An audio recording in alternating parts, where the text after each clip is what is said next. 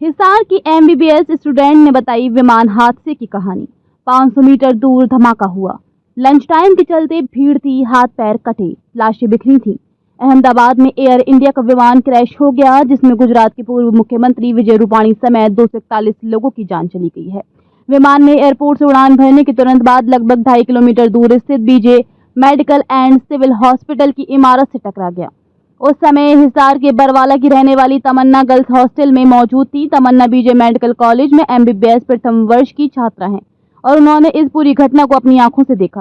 तमन्ना ने बताया कि वे गर्ल्स हॉस्टल में थी। गुरुवार दोपहर 1:40 जब वे क्लास के लिए हॉस्टल से निकली तो उन्होंने एक जोरदार धमाका सुना। बॉयज हॉस्टल की मेज के ऊपर आग का बड़ा गुबार दिखा और चारों तरफ काला धुआं फैल गया। उस समय किसी को कुछ समझ नहीं आया और ये अंदाजा भी नहीं था कि ये विमान क्रैश हुआ है। गर्ल्स हॉस्टल से बॉयज हॉस्टल की दूरी केवल 500 मीटर है। उनके साथ क्लास जा रही सभी लड़कियां सहम गईं। मौके पर पहुंचने पर उन्होंने जली हुई लाशें बिखरी पड़ी देखी। किसी का हाथ नहीं था तो किसी का सिर या शरीर का निचला हिस्सा गायब था। मृतकों की पहचान करना मुश्किल था। मेस के अंदर जहां विमान गिरा था वहां कई छात्र गंभीर हालत में पड़े थे और चीख पुकार मची हुई थी। उनके आंसू नहीं रुक रहे थे क्योंकि उनके 2 दोस्तों की मौत हो गई थी और कई दोस्त गंभीर हालत में थे।